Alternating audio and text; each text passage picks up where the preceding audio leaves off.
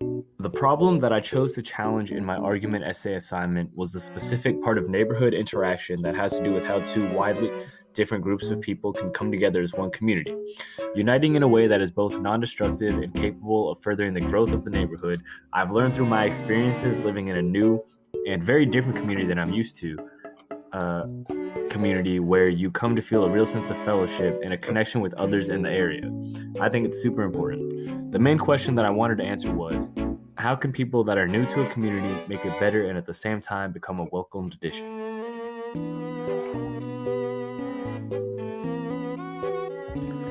My primary focus neighborhood was actually my own neighborhood known as the McDaniel Street neighborhood in the Pittsburgh area of southeast Atlanta.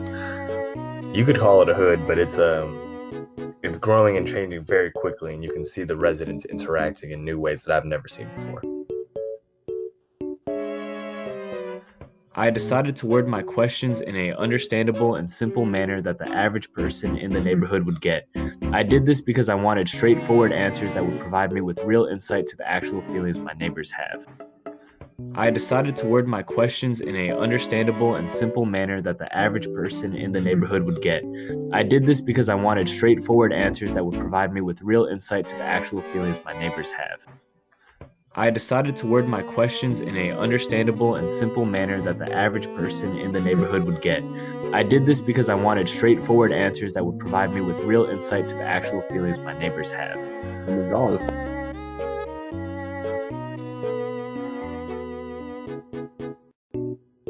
These questions here were focused on the community at large, specifically the feelings the original and longtime members of the community had regarding new members. The majority of these old community members knew their nearby neighbors, but didn't communicate often with the other neighbors.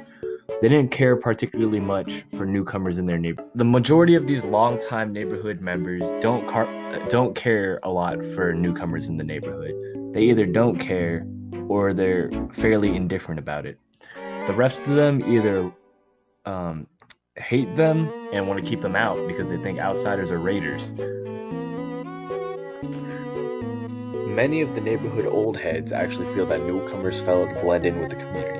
This isn't necessarily surprising because they have their old ways and they've been in the community a long time and they haven't shown great happiness with a lot of new change.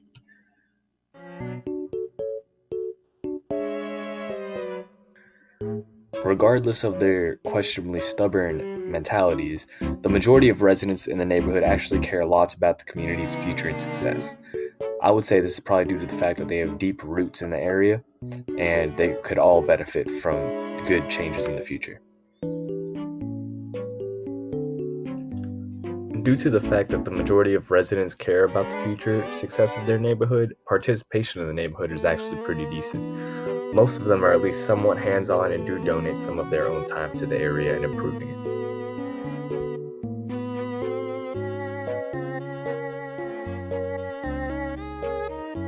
Part of my questioning was going around and asking the neighbors in my survey how they felt about being welcomed into the neighborhood.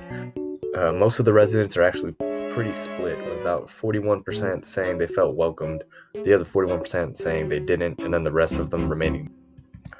Although the residents of the neighborhood are split on many topics, they all seem pretty certain and united in the fact that they want to be able to help the community grow and come together as one. Many of them seem willing to participate in community meetings, and hopefully some leaders can come out and come up with some helpful change. I've really enjoyed my short couple of months living in the area, and McDaniel Street has really proven to be all you need in one place.